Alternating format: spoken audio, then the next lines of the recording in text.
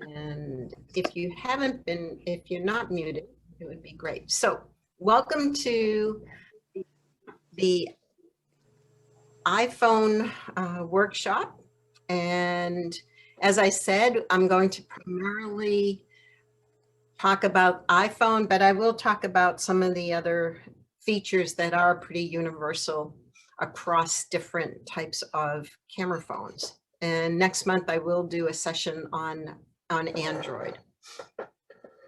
So the first thing is that all camera phones are amazing devices.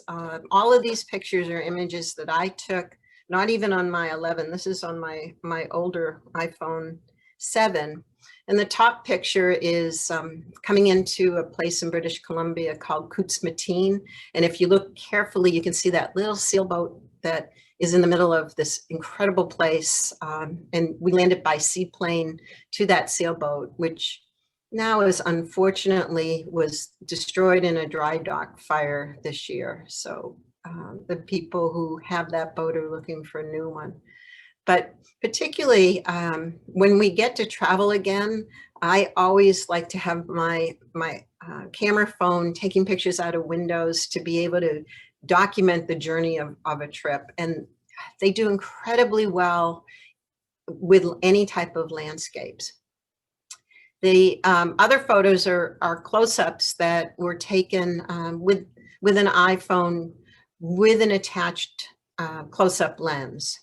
So they're able to do a number of different things, to do great landscape photos, really good close-ups, great for being able to go out when we start to get our wildflowers in a couple of months. They're wonderful for documenting wildflowers, and you can even use some of the online apps to be able to look up what is this flower. So they're just incredibly handy.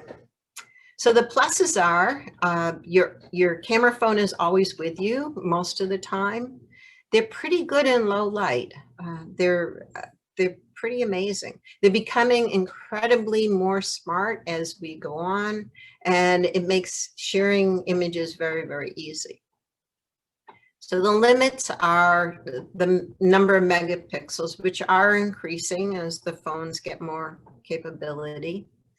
They do have a limited depth of field, and I'm going to talk a lot about how you work around depth of field. We've talked about that in other sessions. They have limited zoom, but that is changing as the camera phones get more internal cameras. They're doing much better with zooming. And I probably can say that 99.9% of the time, I never use the flash on the camera.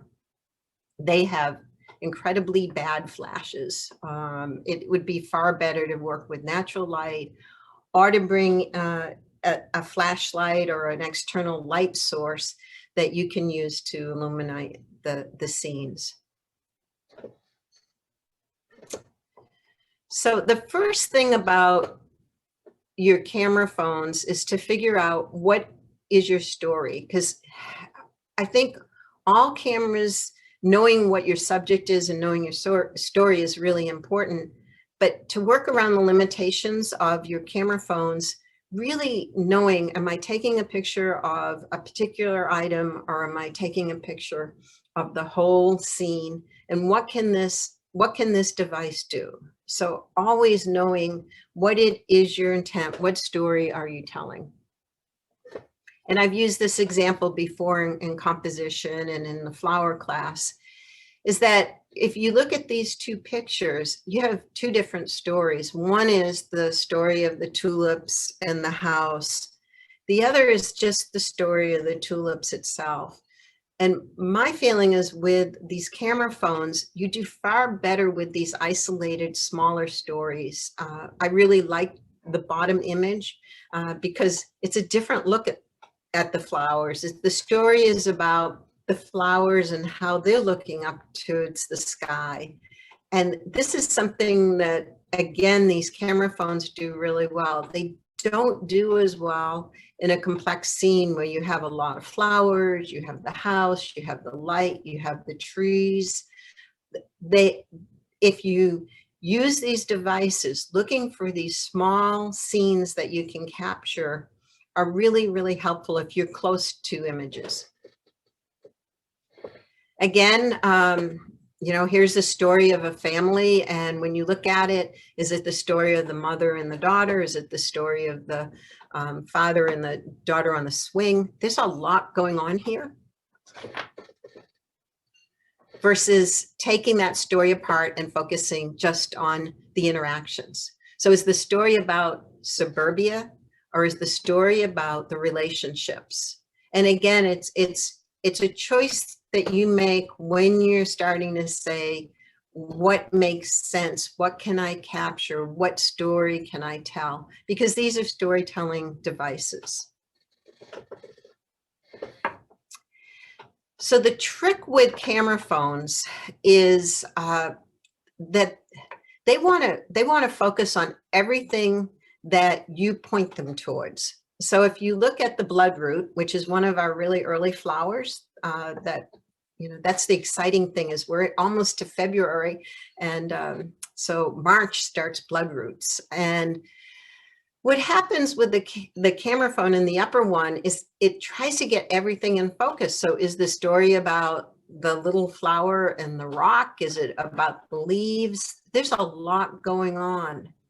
Whenever I'm taking a picture with a camera phone, I look for, if it's a detailed picture, not if it's a big landscape, I look for, is there something behind the primary image that will stop that camera from wanting to focus all the way? You know, if you're looking out my window, sometimes I say, I think I can see down to Charlottesville, and my camera will want to my camera phone will want to focus all the way to Charlottesville. Here, I don't want all this in focus. So with your camera phones, getting down and seeing this bloodroot and saying, this will be the perfect picture of this bloodroot, because the camera is going to stop focusing on that backstop of that rock. And now I've got a pretty detailed picture of a bloodroot. The leaves are in focus, the middle of the flowers in focus. You can look down and you see the thing about a bloodroot that makes it so easily identifiable is the way the basal leaf goes around the stem.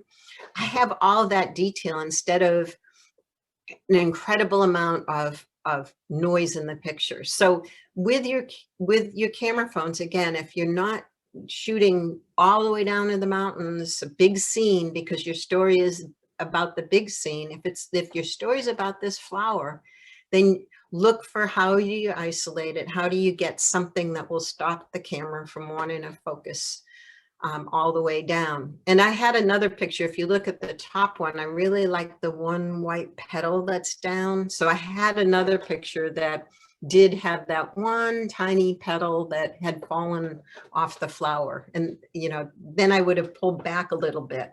But if you can understand, if you've ever done something with your phone, a lot of times if I'm taking a picture of leaves in a tree or flowers, I try to say, what can I surround that one subject with so that the camera's not taking everything.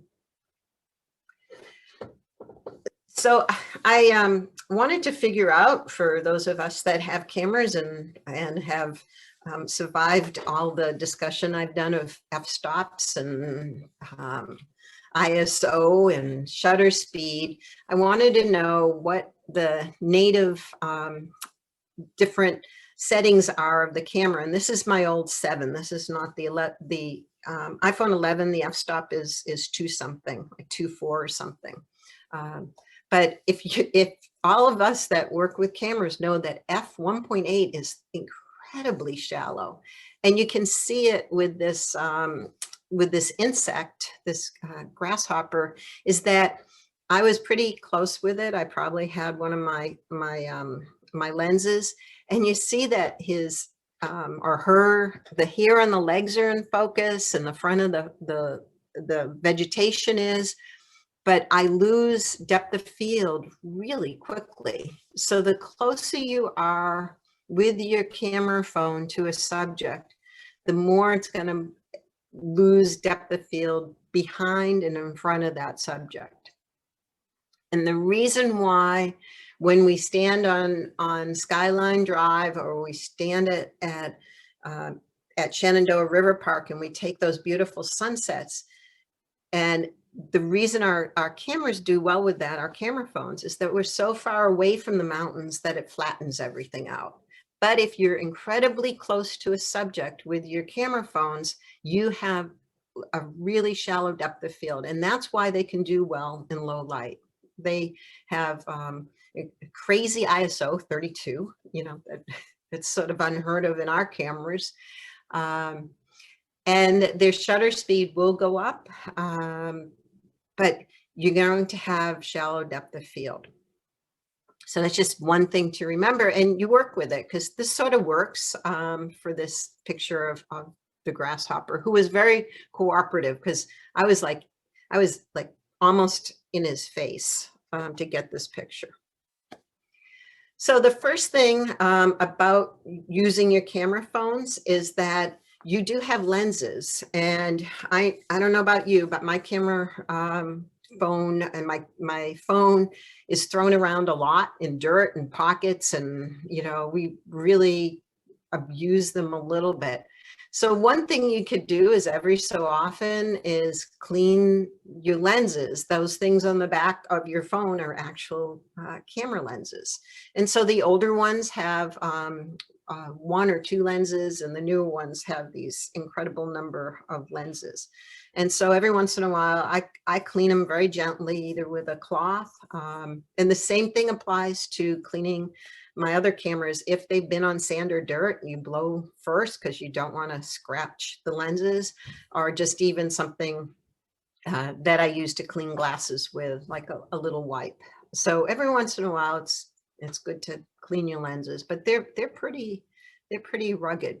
It also means that keep your fingers off them, because the worst thing for lenses is anything that we have on our fingers, and fingerprints are worse than just plain dirt. Now, if you're using your phone primarily as your camera, and you're going to be hiking in the woods or something like that, and on a day like today where it was less than 20 degrees outside my door, your batteries will run down quickly, and your batteries run down more quickly on your phones when they're searching for a tower. And you know, this is less true now that, you know, there's a lot of places that have towers even in our parks. But if you find you're in a place where you're not getting a signal, set it to airplane mode, and you will have more life on your battery, or even carry an external battery. And we talked about this with our regular cameras of having extra batteries. Unfortunately, the only way you have an extra battery for your phone is to be able to have an external one that you put in your pocket. And I have even some electronic hand warmers that are also USB batteries. So especially if you're on a special trip and you don't care about getting calls, and particularly if you're in another country, you know, just preserve those batteries and charge it. Make sure you know how much charge you have. They can drain fairly quickly. So this is true on iPhone. It's also true on the Android phones.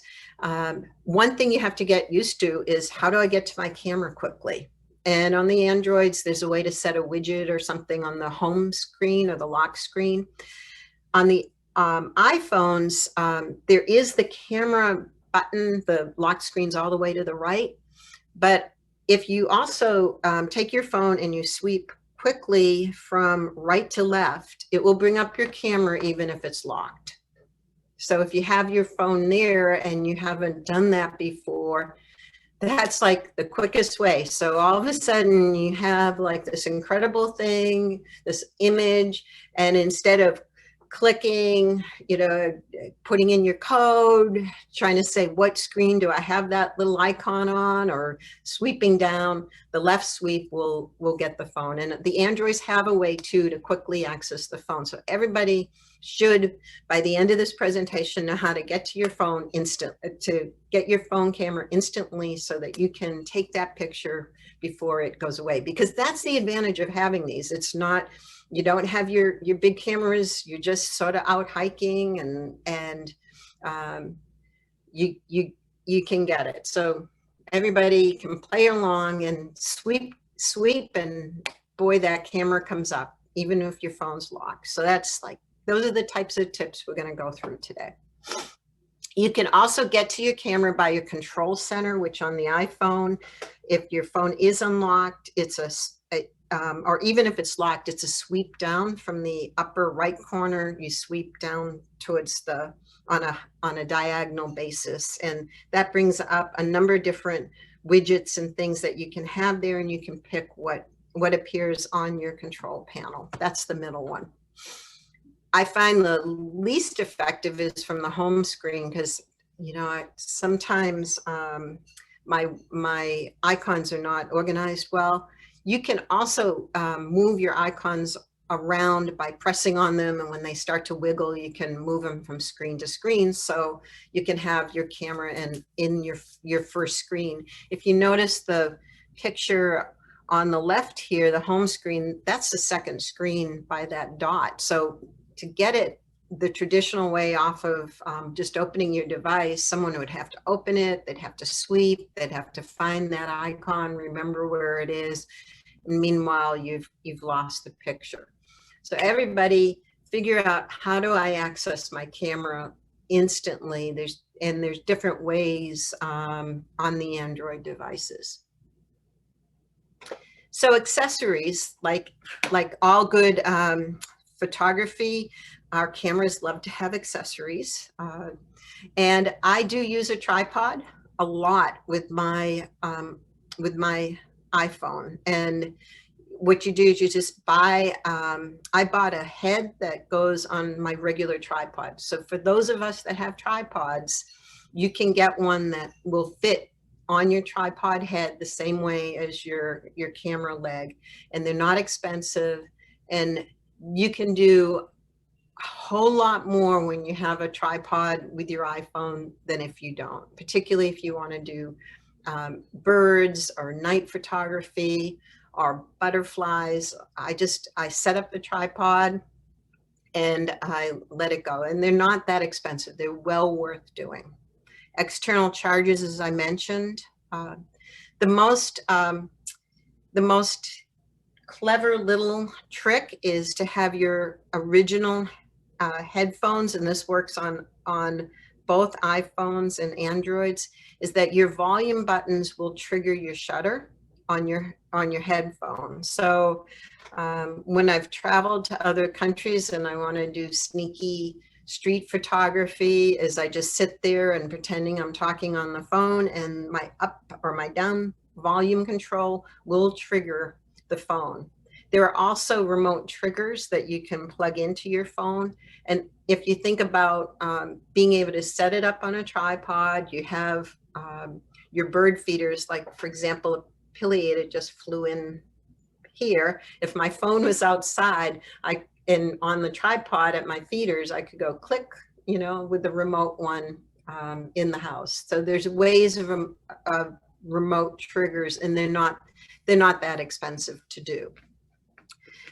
But if everybody hasn't used the volume buttons to trigger your phones, they're really helpful, because the way you hold your phone, it's really hard to get to that shutter button. And so having that as an option helps. And when it's on the tripod, clicking at the top, if I remember to keep my volume buttons up instead of down, I can then trigger them.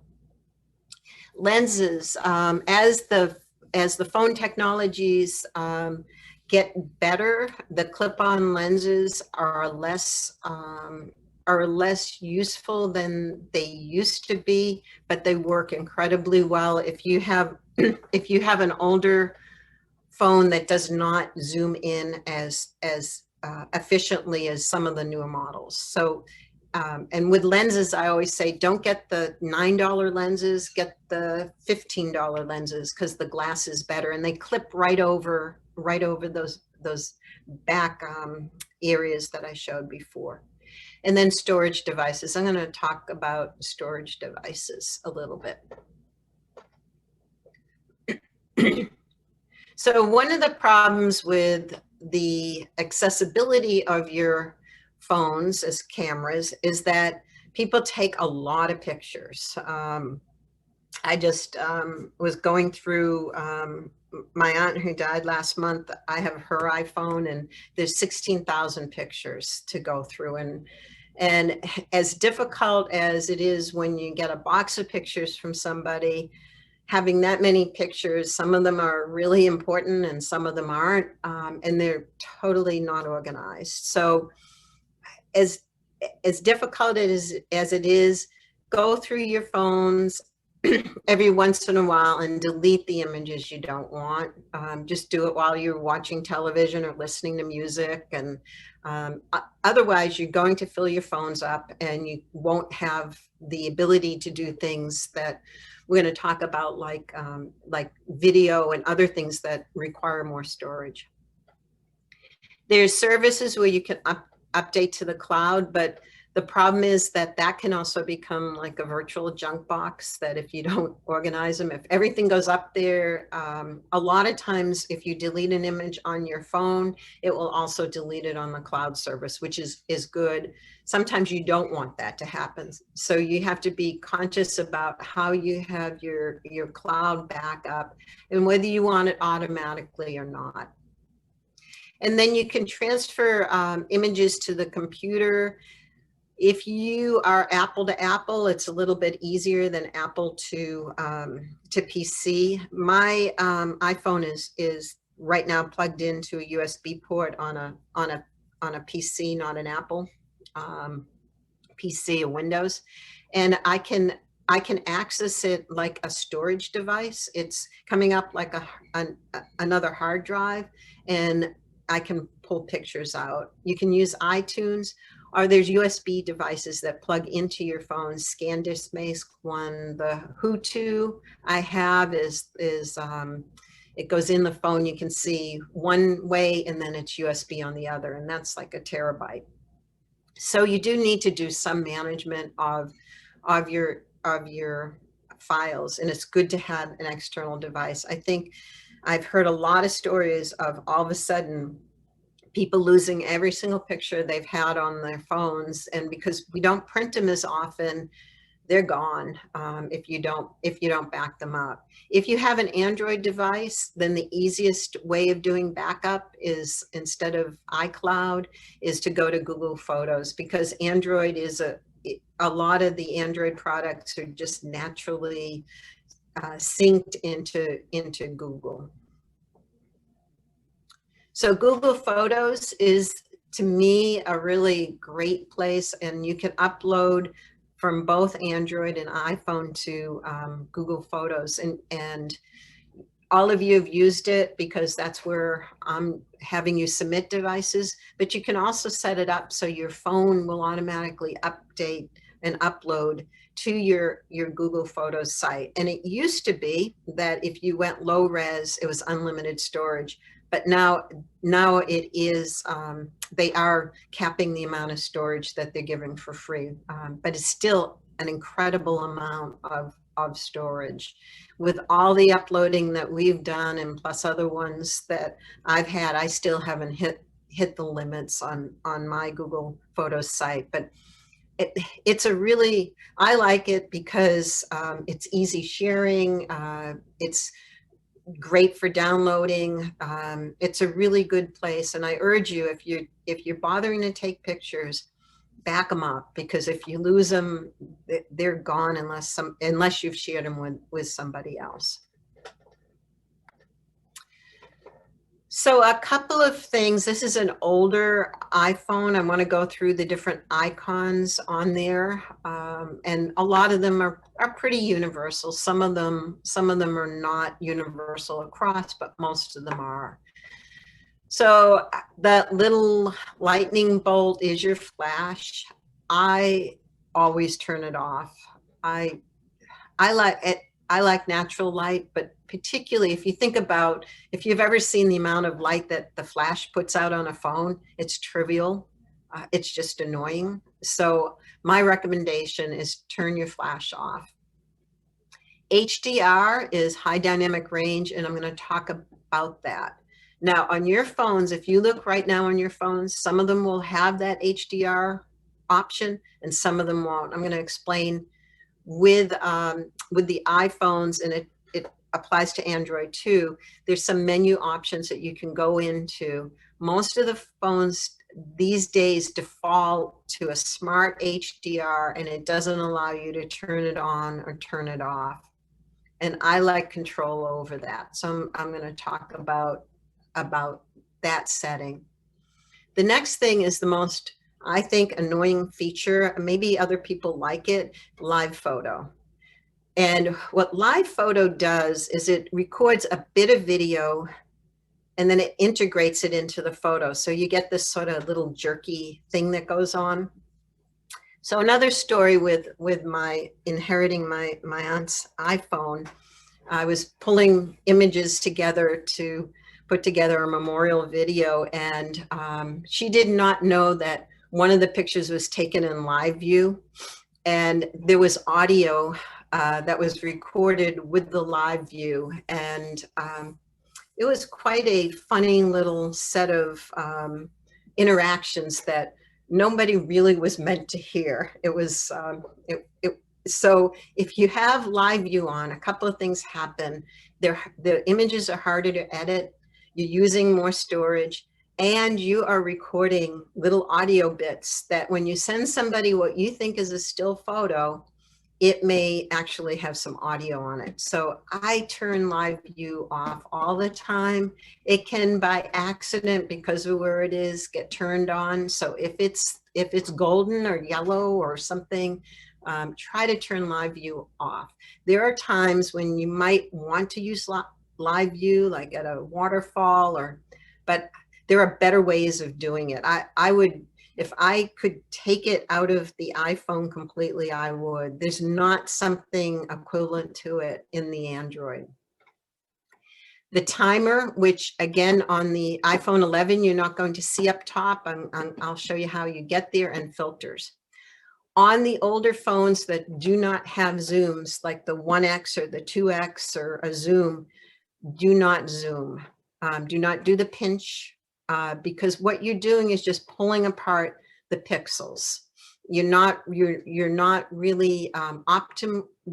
using an optic to zoom. You're using digital zooming, and what digital zooming does is instead of having, say, 100 pixels, if you zoom in, you might have 50 of them if you zoom in, because they're stretching them apart.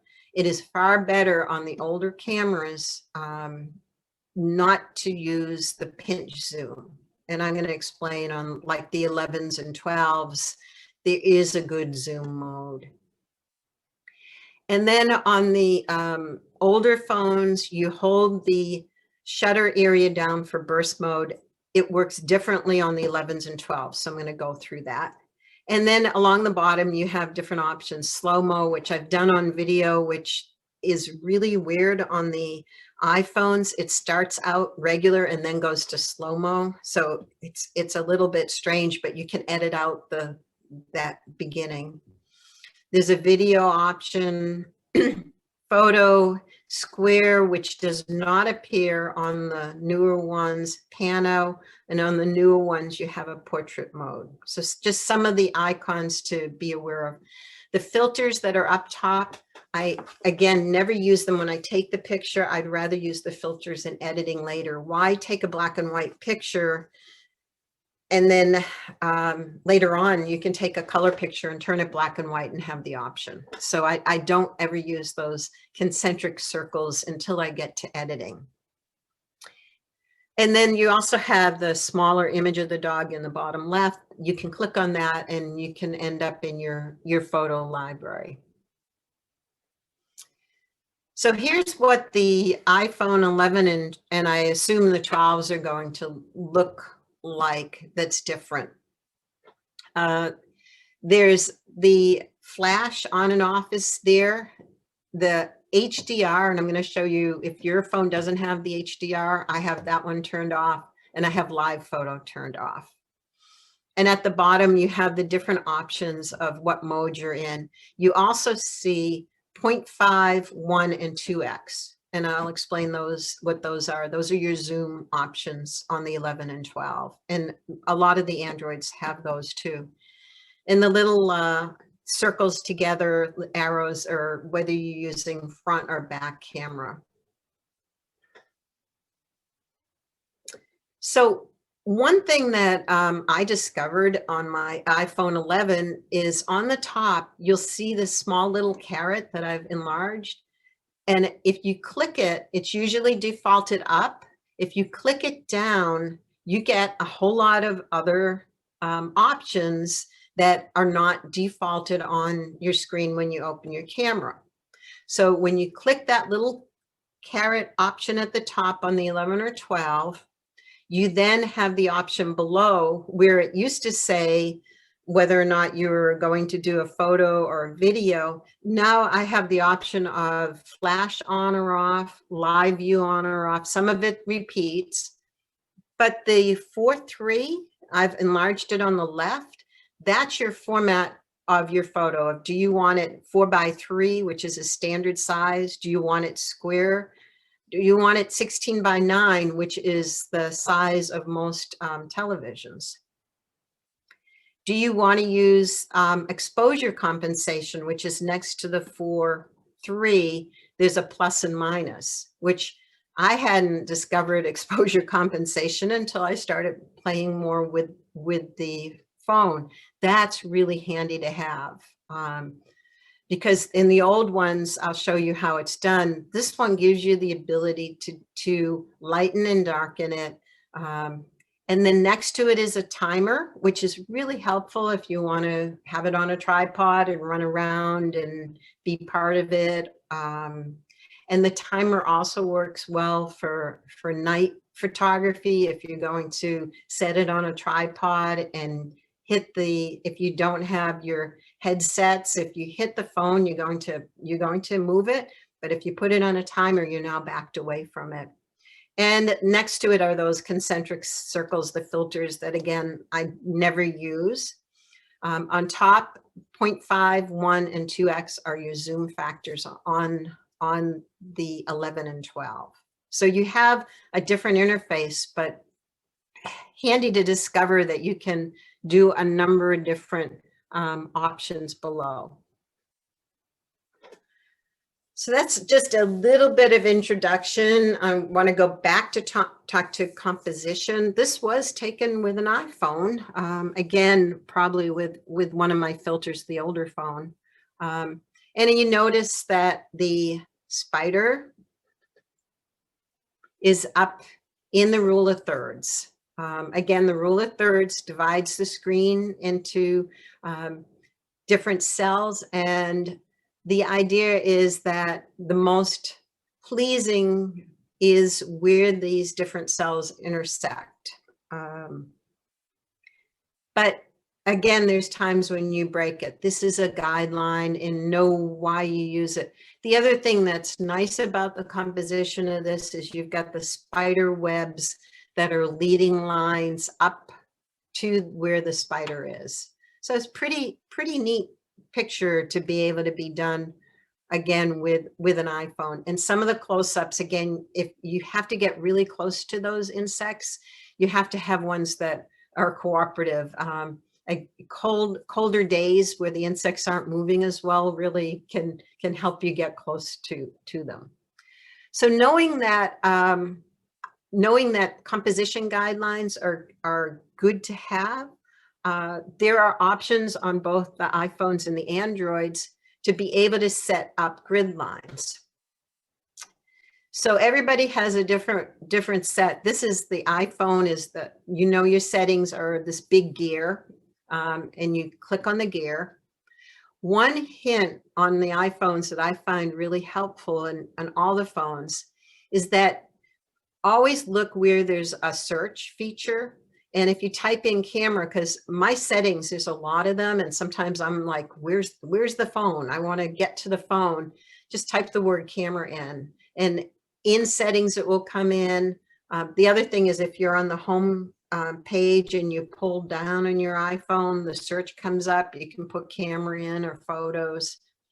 But go to your camera settings, and they're a little bit different between the iPhones 11 and the earlier ones, but they generally have the same options. And the same thing with your Androids is that your options are a little bit the same but different. I'm going to go back. Sorry. The first one here is whether you want to record in stereo. Preserve settings, I'm going to get into that a little bit. I have to check the Android, but this is a really good one because I can preserve that setting when I don't want that annoying live view on. It will always default when I open up the camera to being off.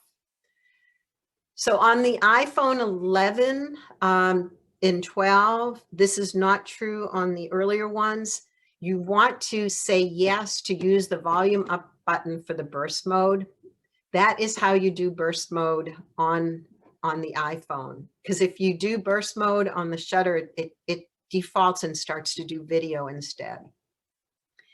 Scan QR codes, that's fine. But the one I always set is I always say to have the grid on. And that's going to be true in the Androids. There's a way to put your grid on. Also in the iPhone 11, prioritize faster shooting, and smart HDR or HDR on the other ones, I turn that off. If you have smart HDR on, when you went to that screen that I showed with the different features, you can't control whether it's on or off.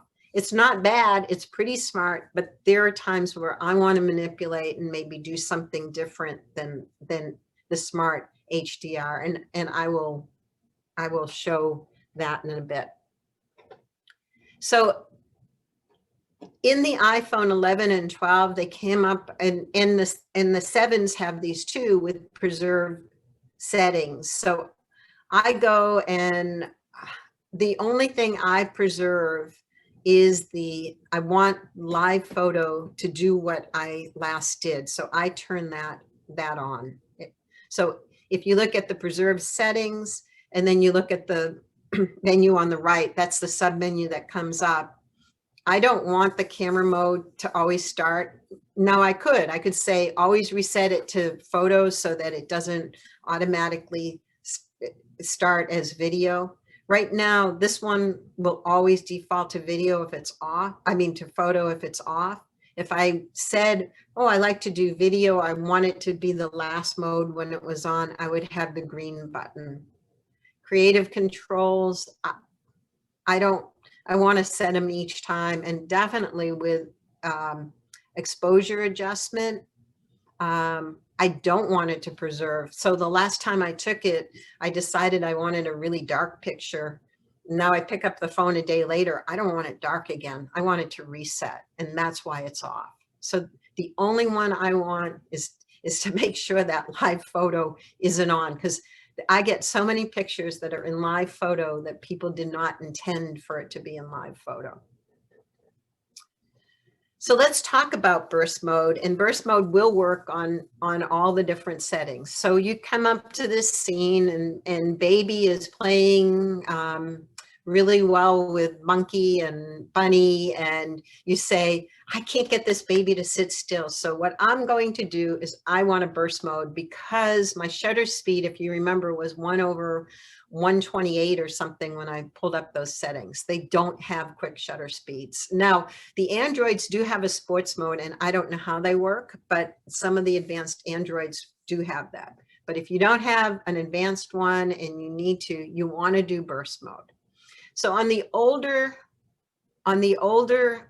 phones, before the 11s, all you do is you hold the white button, the shutter button down, and you will hear it bursting. On the newer ones, I use your volume up control. And you will see there'll be a counter, and all of a sudden I got 18 pictures very, very quickly of baby and friends. On the new iPhone 11 and 12, you can get to burst mode by sliding the shutter button to the left. And if you hold it, you can see here, I got 12 pictures really quickly. If I slide the shutter on the 11 or 12 to the right, I now start taking videos without having to change modes. And I don't know if anybody's accidentally slid back and forth on that shutter button, but it's to be able to change modes quickly. I find that a little bit awkward. So if I like having that volume up button to be my burst mode. And when do I use burst mode? I use burst mode if I'm outside and I have a pet running, I have grandkids running, I have birds, I have a lot of motion. Because what will happen is if you do burst mode, and this is true of your other cameras, you may get one where the motion is stopped because the camera is firing so quickly. And that's something I do use on my other cameras. If I've in a situation and I'm doing wildlife and it's getting darker and darker, and I've maxed my ISO all the way up. I'm shooting as wide open as I can. I have no place to go in terms of other things. I can burst mode on a regular camera too, and out of 15 pictures, one of them might have the wings stopped or something. So burst mode on these cameras is a really helpful thing to do, but you need to get rid of the things that you don't want. So on the iPhones, and I'm going to have to explore the Androids for this, is that when you have burst mode, you'll notice that it says in the upper left above baby that there's 18 photos, but it's picked the photo that it thinks I want. That's what comes up in my photo library. So what you do is you go in your photo library, when it's burst mode, this word select comes up. And this is helpful to know because there's a couple of things. You also don't want to have 50 pictures of something that you burst mode. You want to get rid of the ones that you don't want. So again, this is very iPhone specific. With your burst mode, look for the word select. And then you'll see in the middle photo, you can go through all the photos that were in the burst mode and say, here's the 3 that I like. And I click on the ones that I like. I'm just going through and you see the blue things clicked. And then it gives me the option when I'm done, when I hit done in the upper right there, I can keep everything. I can keep only the 3 favorites, or I can cancel out and start again. So that's a really handy thing because in burst mode, you're going to use a lot of storage. But you may get that one time that baby monkey and bunny are all stopped moving, and I go through and I say, these are the 3 that are the best. I don't want the camera making this decision for me what I think is the best ones to keep. And that can also, if you have a day where clouds are coming in and out, the light could be different on the different burst mode ones too. So this is a really handy way to get around the fact that you've got incredibly low shutter speeds is burst mode.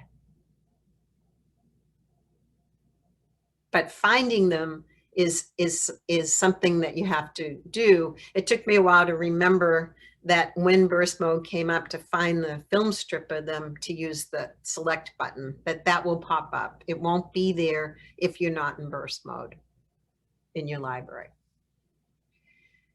So let's talk about the zooms on the cameras, and this is true of the 11s, and some of the earlier cameras will have 1x and 2x, and these are zooms that are based on the lens doing them and not the digits being pulled apart. So your best settings for your camera, and again, the Samsungs have have different modes too. We have to figure out which ones are the lenses and which ones are being done digitally. Is the 0.5, which will be further away, 1, which is the 1-to-1, that's the without any magnification, and 2x. If you hold on the iPhone 11s and 12, if you hold any of those numbers, like the 2x, the 1x, or the 0.5, this dial will come up. And this allows you now to digitally zoom closer. And so do you lose a lot at 2.1 or 3? No. If you go to 10, you're going to get a more pixely picture. But if you really want something that's going to give you detail for identifying a wildflower later, you can use the zoom. Just know that when you're off of 0.5, 1, or 2, you're now just moving, your resolution is going to be lower, over 2.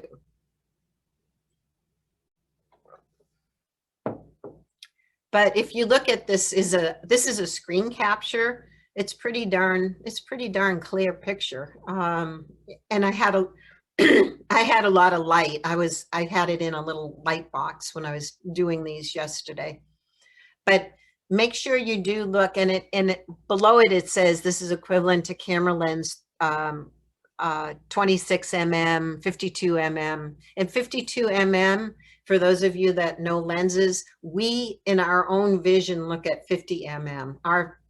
This will give you the closest to what our eyes see at the 2x on these cameras.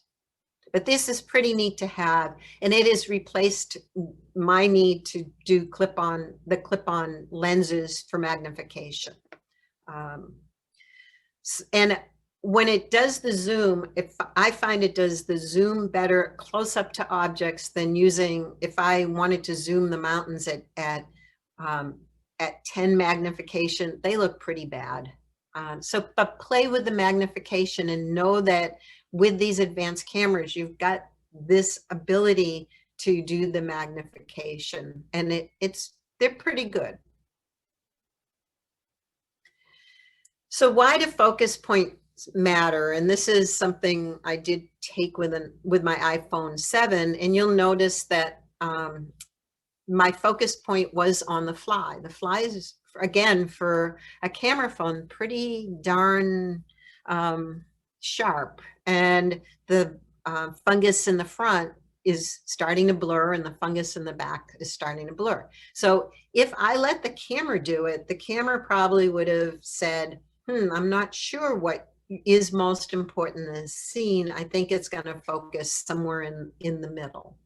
But I purposely said, no, I want the fly to be the focal point. So how do we do focus points on the cameras, phones? And they're the same for Android and for iPhone. They just look a little bit different. So what you do with your cameras is you put your finger and you hold the area that you want to have focus lock.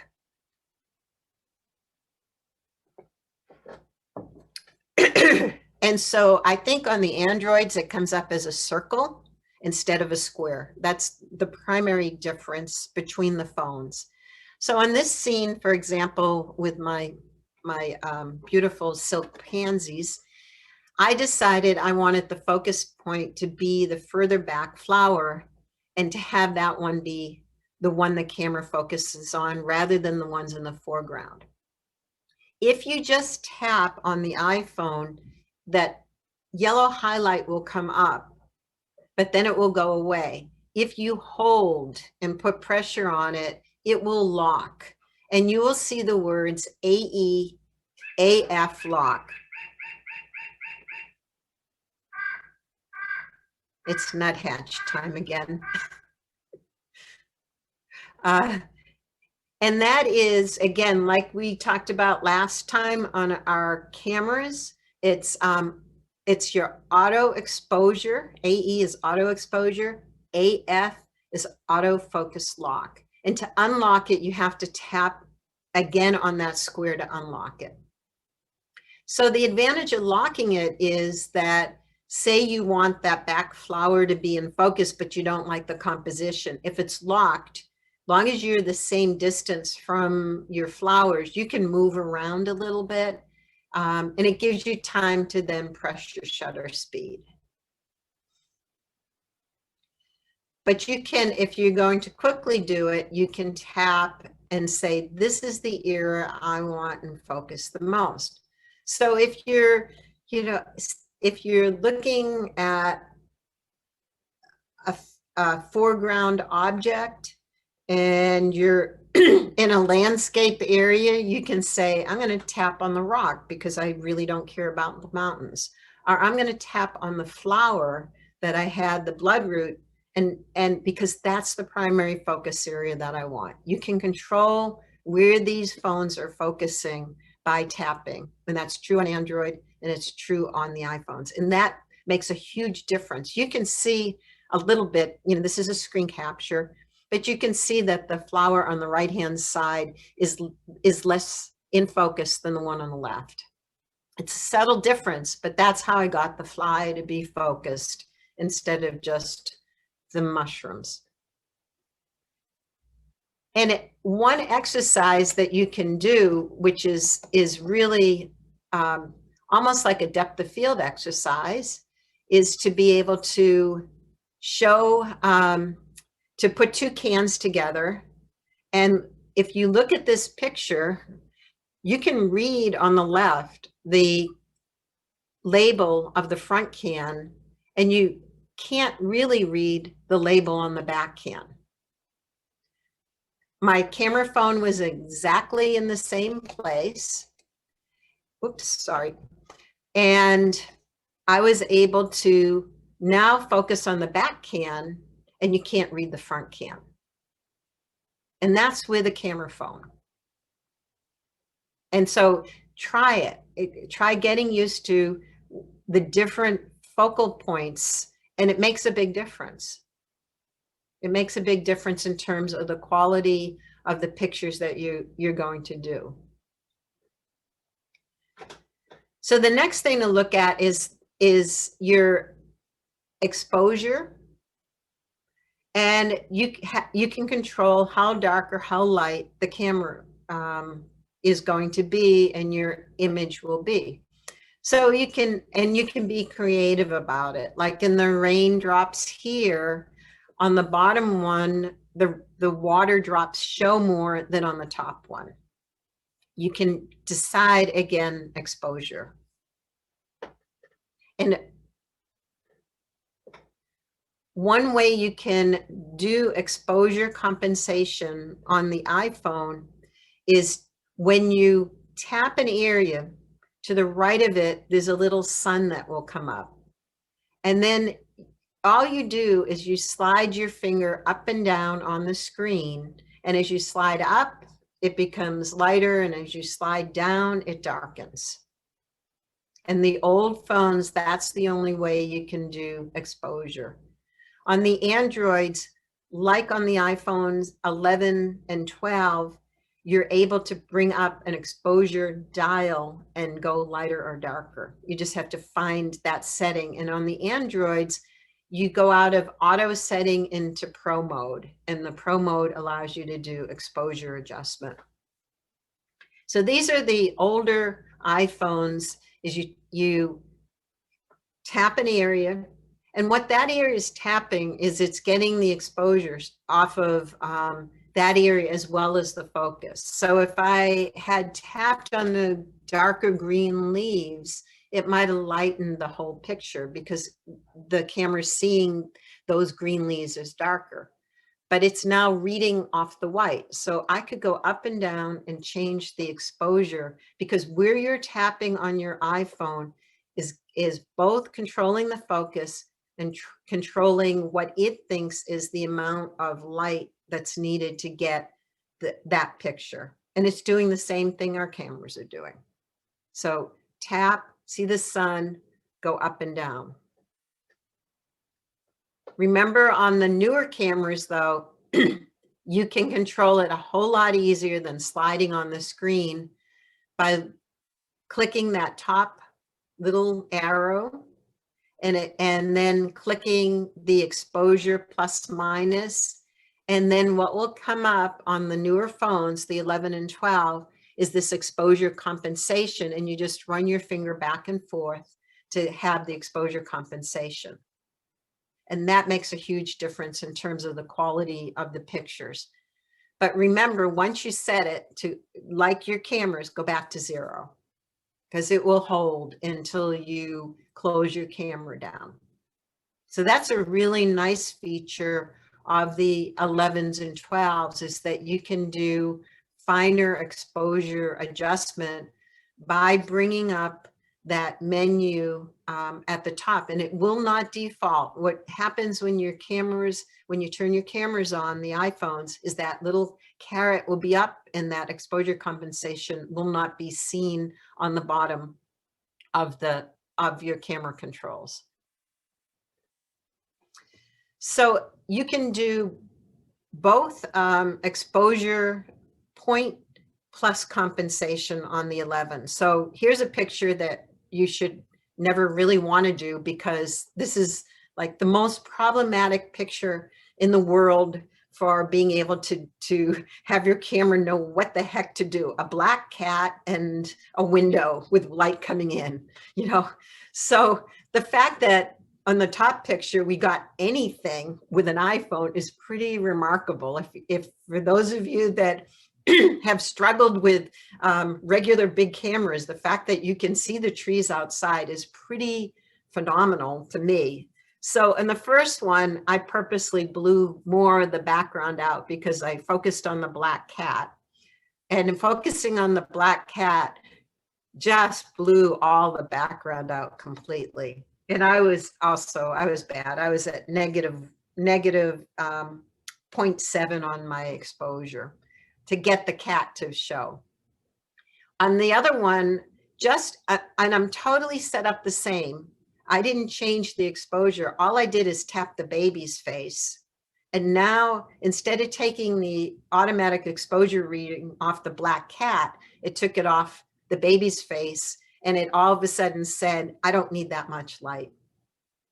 So two things will affect your exposure on these advanced iPhones. Where you tap, it's getting the reading from it, and then you can do exposure compensation also. So I was a little bit darker. You can see if I wanted to get the trees, I had to darken the baby's face, and I lost a lot of the cat. But you know, again, that this is a really difficult lighting situation for any camera, and it's amazing that I was able to get all of that just by changing where I'm tapping. So, and that's going to be true even if you can't do the exposure compensation on the older phones, is that if you have a scene where you're having real problems, just tap around a little bit, particularly in a landscape, and you may say, oh, this is much better for light.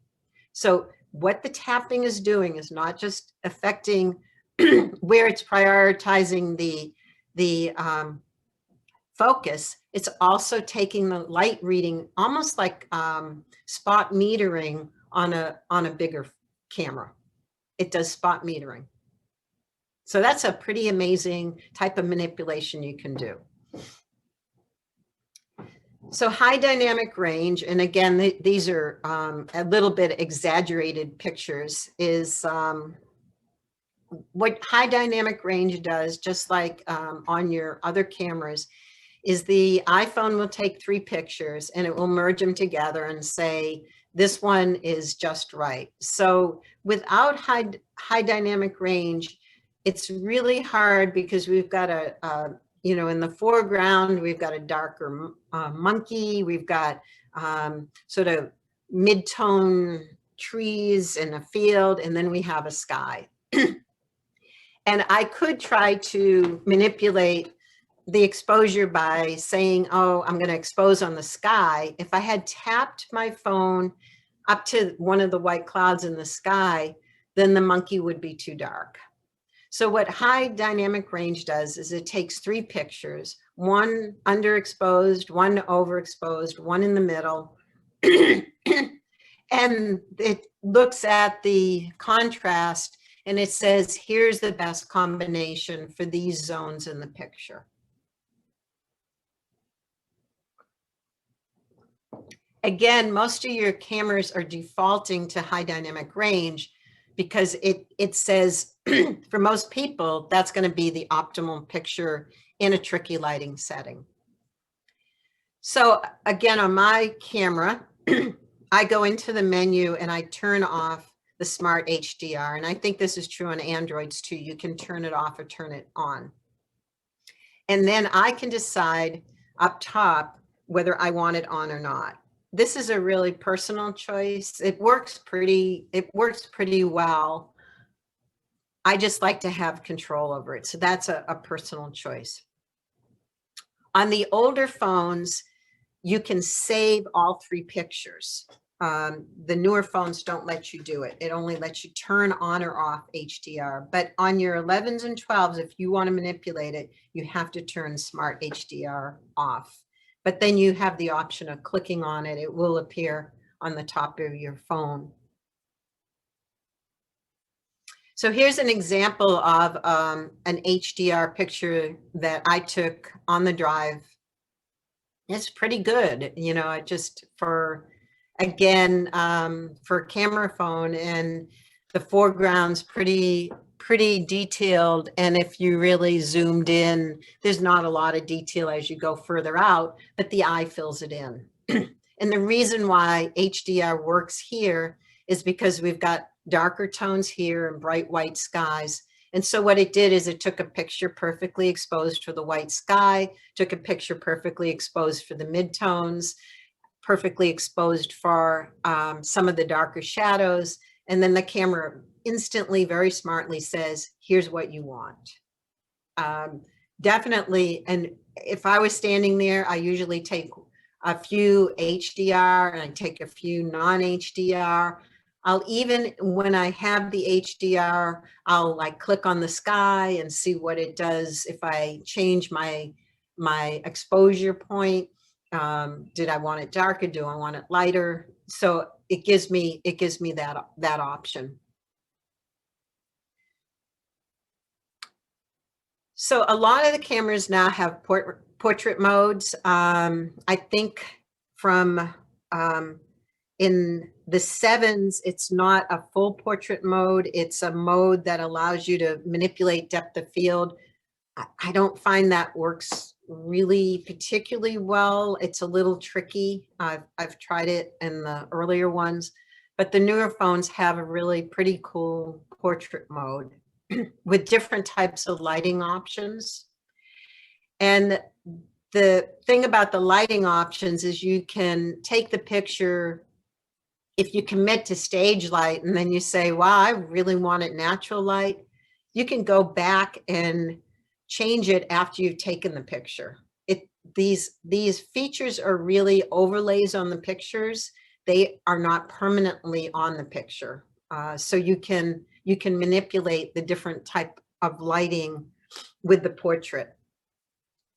So that's just an example of different types of things. You can do natural and studio and contour. You can have a beam of light, and the high key mono is black and white. And again, if you take it one way and don't like it, when you pull up a portrait mode to edit and you're editing it using your Apple editor on the phone itself, you can just click and change the lighting too. You're not permanently committed to whatever way you took it. So the part about portrait mode on the 11s and 12s that I really like is that it gives you f-stop and it gives you exposure compensation.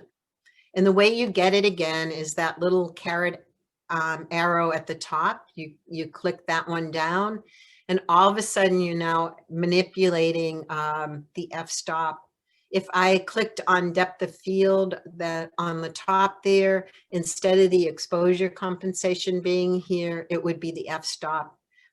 So you can change the exposure, you can change that little icon next to the f-stop there is the lighting, and you can change depth of field. And you can see this is 3:2. You can see that the monkey and the flowers in the middle are primarily in focus, and then it starts to blur out, which is now, you know, even though it's called portrait mode, everybody think about macro photography and think about wildflowers. You don't have to use portrait mode just on people. You can use it on things too. So this gives you a creative sort of outlet. So I really tried to say, how much can I really push depth of field using the portrait mode?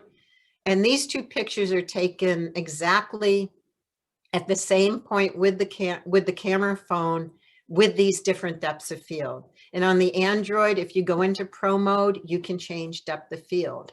And you can see how quickly the depth of field is falling off on the monkey in the front, because he wasn't perfectly straight to the camera. His second eye and his cheek going back is sort of blurred out. But the same setup on the bottom is with the highest depth of field. So I just, on that iPhone 11, I went from the most shallow to the most depth of field. And you can even read the titles off the books in the back. That's pretty incredible. But just like the different lighting modes, it's not a permanent decision that you make in the iPhone. Because you can, when you bring up the portrait photo in the iPhone editor, you can go back and forth and change the depth of field. So this picture at the top, in the editing mode, if I had gone from the shallowest depth of field when I'm in editing, if I went up, I'm going to get all the depth of field there. So not only is depth of field available while you're taking the picture in the iPhone 11 and 12, it's also available if you took the picture in portrait mode when you go to edit it. If you took the picture in regular photo mode, you can't do that same manipulation of depth of field. So that's a really sort of neat feature of the iPhones 11 and 12, and different types of Pro models that you can have. But I like the idea that you're not committed to it. But this is pretty neat that you can manipulate the depth of field this much when you're taking pictures with a little phone. All right, I want to talk about video, because these cameras are incredible at capturing video. They are super at video for something, again, so small. So one of the things that is always confusing to me is, what type of video frame rate should I pick and why? And this will be true in also your regular cameras, is to understand the different video options. So there's two different things. There's frame rate, and then there's also the resolution. So the different models have different ability to shoot at different types of resolution and frame rates. But I went to the iPhone 7, and it still has 4K. Your frame rates may not have as many options. You may not be able to shoot at 60 frames per second. So what does this do? The first thing is the 720, the 1080, and the 4K. That really is how much, it's almost like ISO. It's like, how much detail are you going to get in the picture? That's quality. And beside that, it's how many frames a second do you want to record? And so the graphic is showing, if you are at 60 frames a minute, you're getting more images. If you remember maybe as a kid, the old cartoon flip cards that you would do. These are literally the little flip cards that the video is recording as you're going through it. And the less frame rates, the more gap there is between each image. So if you think about it, if you had those old fashioned cards that you would flip to see a video when you were a kid, you know, I don't know if anyone's old enough to remember that, but the quicker you move them, the more smooth the image, the further apart those cards are in terms, the more flicker you get between the image. So most Hollywood movies, we're used to seeing at 24 frames per second. We're used to having a little bit of a cinematic flicker, it's called. So one of the things is deciding that. So you can well imagine, well, why not shoot at 4K, 60 frames per second all the time? Well, the problem's going to be you're going to run out of memory really quickly. The higher your frame rate, the higher the resolution, the more memory you're going to use. But there are times when you might want to use it. And the nice thing about the iPhone is it gives you, in the menu where you pull it up, it gives you the different options and it explains it. So again, 24 frames per second will give you that sort of cinematic flicker. 30 is what most social media is posted at. 60 is good for sports, but you need good lighting. You know, again, as the frame rates go up, you need more lighting. And so one default you might want for a video on your iPhone or your phones is a 4K at 24 frames per second. And then, but I would sacrifice the 4K. I would go with the 4K and reduce the frames per second rather than go at the lower resolution. Because again, I like to do that trick of running a video and then pulling frames out of it. And the higher the resolution, the better each frame is going to look. But if we're doing hummingbirds, I've cranked it up to 4K and 60 frames per second because those darn little hummingbirds are so quick. I want more frames. And I just start deleting all my videos so I have room on my phone. So the best thing to do to get used to what do I really want and how do the frame rates happen is I put my iPhone on a tripod on the floor and I scooted under it to try to get it somewhat even with my ceiling fan. And I put my ceiling fan on and I recorded what did it look like at every single option I had. And you should do this with your cameras too. If you're starting to think about using video in your digital cameras, you start to know what is tolerable in terms of frame rate.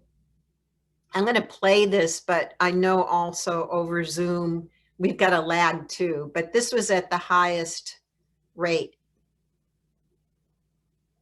That's pretty smooth. You know, when I did it at less frames per minute, it was more jerky. It didn't have as smooth of a notion and the color wasn't as good, but do that. Most of us have ceiling fans. If you don't have a ceiling fan, just take a regular fan and look at what the video quality does. It starts to give you an idea for this event. I'm going to go with these many frames per second. If I have my dogs running outside and I don't want to flicker, I'm going to shoot it like that. Now, getting it from your iPhone, you're not going to probably email it because it was going to be way too big. So I got the video off by just tethering it. I just had my USB directly to the computer and we're able to get the video off. But play with it. It's a really good experiment to see what happens with the different frame rates. It starts to get you familiar with doing video. Yep. So if you do not have a pro features, if you don't have the ability to set your f-stop and you don't have easy exposure compensation, there are apps that you can get that will allow you to do this. Pro Camera is one of them. If you are an Adobe subscriber to their creative, when you pay the monthly subscription, Adobe has Lightroom for your iPhone or for your Android. And if you allow your camera to go to the Lightroom, you can take pictures with it too, and it has more controls. But these are just two different examples, and everything that we're talking about also is available. You can use an iPad instead of a phone. The most important thing is to keep your software updated, because when you do your updates for your operating system, they do make tweaks and add features to your cameras. So I want to transition and then I will take questions, because one of the problems is I've been with people that can't find their photos once they take them. And the more photos you have, the more difficult it is. And so how do you find your photos on your camera or your camera phone? You start with the icon, and what comes up on the iPhone is this interface that says photos for you. It sort of decides to pick some, I don't know, it's sort of confusing to me. Albums or search, and the search can say search for monkeys, and it does it best. It has some algorithm to try to find things, or search for mountains. And you can do it by years, days, month, or all photos. But this is the basic interface that comes up. So I urge people to create albums, and the way you do it on your iPhone is you click on the bottom to albums, and there's some default ones. They have ones that they set for you, like people and places, by location. And when you set an album up on your phones, you're not really having three versions of that picture. It's more like a cataloging system, and it will have that picture in the main library, but it will have it also by if you had a vacation or beach or something like that. So to create a new album, you click on the plus sign, you name the album, and then when you want to move something to an album, the most useful little icon that comes up is that little square with the up arrow, and you can move it to an album, or you can also send it to people. But it is important to do this maintenance and organize your pictures, because I have stood there while people have said, I have this great picture, and then they're searching through about 150 pictures, and they're like, no, it's right there. And then oh, I went by it, and they start to go back, and I'm like, you know, and meanwhile, I can't see it anyhow because it's bright sun, but you know, I'm like, okay. So, you know, this is a type of thing to do when, again, you're you know, watching television or listening to music. It's time consuming. You can also select a bunch of them and move them all at once. But yeah, organize your pictures. So editing, you know, this is a picture that was in color that I turned to black and white, but was not taken with an iPhone, sorry. So how do you do editing? The first thing you do is you're in the album, you tap on the picture. And when you tap on one picture, you get all the pictures that were taken around that same time come up as a film strip. You tap at the top the word edit, or if you don't want to quite edit yet, that up arrow, you can send it to someone, you can email it, you can send it through a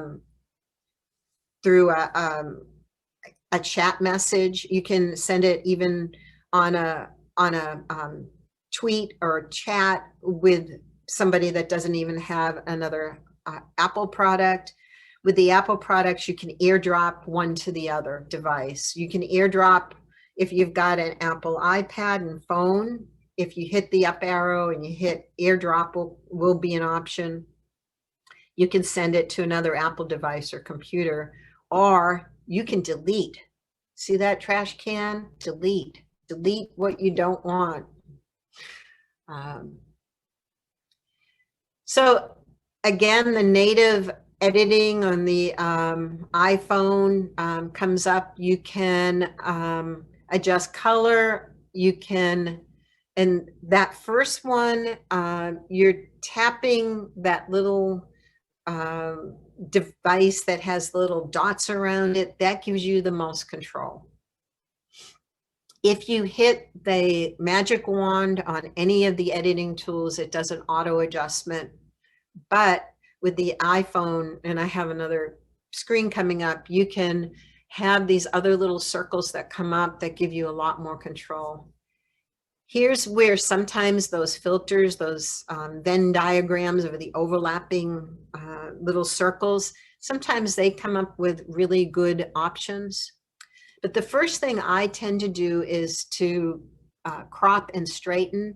And if you notice on the iPhone, there's an auto one that comes up. That can be really annoying. So if you do not want it to auto straighten or crop for you, unclick that yellow little auto button at the top. So the first thing I tend to do is to crop. So when you hit the crop button on the screen before as an option, this is the screen that comes up on my iPhone 11, and it should be pretty much the screen that comes up on the older versions if you've done your updates of your software. And the little square on the top there that I have the big arrow next to, that gives you another menu that comes up that will allow you to either do it the original size. Freeform allows you to do it any way you want. I use Freeform sometimes. Instead of using the pano feature on the phone, I'll take my picture. I know I don't want the sky, and then Freeform, I'll crop it very long and narrow and do a pano. And I find it comes out better than my trying to stand there and do a pano. It always looks curved to me when I do the panos, or I breathe and I feel like they're not lining up correctly. So that's what Freeform allows me to do, is to do a pano by myself. And it gives you different options in terms of editing. When I'm not doing a panoramic, I tend to hit one of the either originals, or 16:9 is really good if you're going to show them on your television set or on a computer. And then in the upper left, that allows you to rotate or flip the pictures. And you can also adjust if it's a little bit crooked.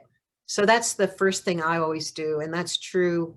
I do cropping and when I'm editing on my regular pictures. And on that crop tool, you'll see the little arrows that allows you, if your horizon lines aren't straight, to be able to tilt it and crop it. To me, I might look at one of the filters, but on the editing tools, and this is true in all the different little editors, look for where you can go in and make specific adjustments instead of using just the filters. And on the iPhone, it's that little arrow pointing at the bottom where you've got the wheel. And I just pulled a couple of different options there. When you click on these different circles that come up, and there's a number of them that come up in the iPhone editing option, it will tell you what you're adjusting. So this one was highlights, and you just slide your finger back and forth. I think I've said this before. If something looks like it needs to be adjusted for exposure, I always jump to highlights before I do exposure, because a lot of times it's just that the highlights need to either be brightened or darkened. And that will only deal with the light parts of the picture. If you do exposure, which is the first dial that the arrow's over, it adjusts both the highlights and the shadows together. Whereas if you keep down these different options, you can adjust your highlights, your shadows.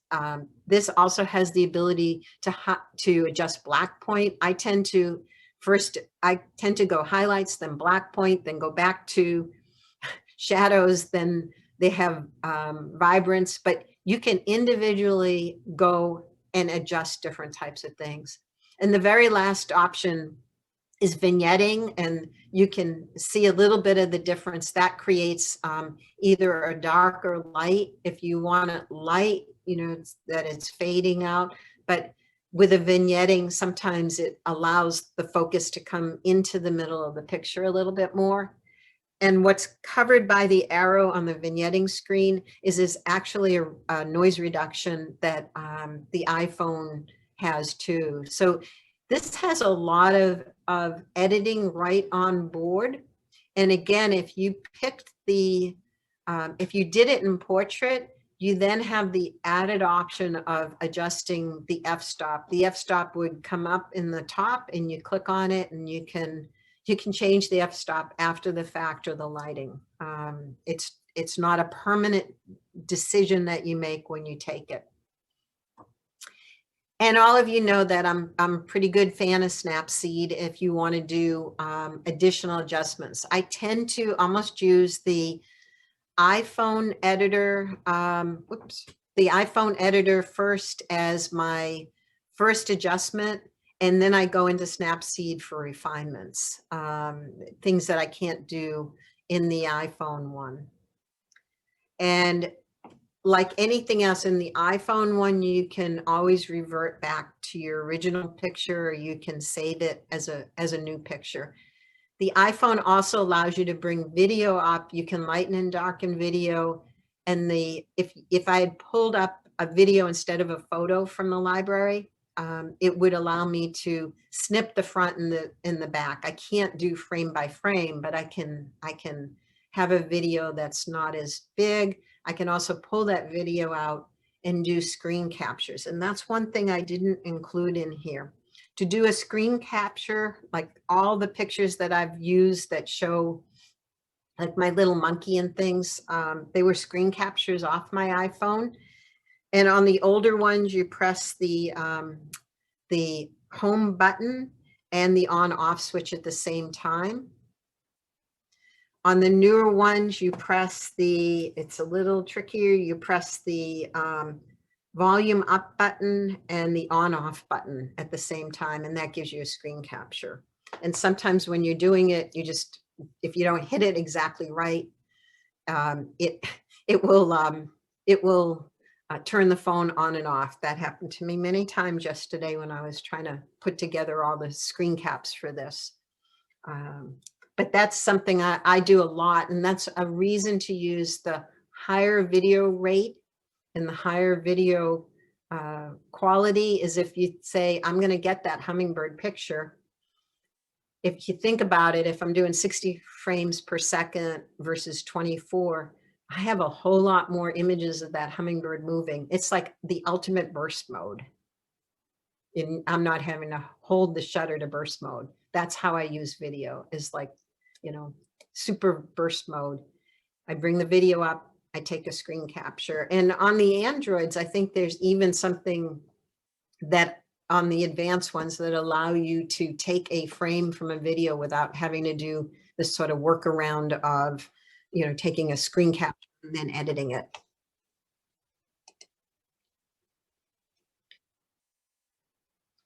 So, trying to think if there's anything else before we take questions. But with any other device, there are great resources. There's particularly for iPhone, there's a group called the iPhone School. And the iPhone School, they have some free and then some of it's subscription. But there's always ways with these tools to work around them and find a creative way of using your devices. And most importantly is do something with them, share them. Uh, you can print. There are different services that can print from the different devices.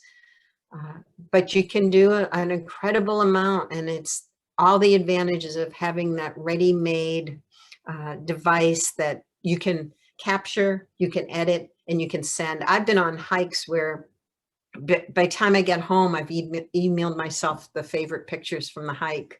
So sometimes I'm even walking, and editing at the same time. And go, oops, it's there. Talk about instant gratification, not like the old days where you had to get the film out, carefully take it to the dark room, develop it, and say, oh, I wish I had gone back and done it this way. That's the wonderful thing about these phones is you get instant feedback.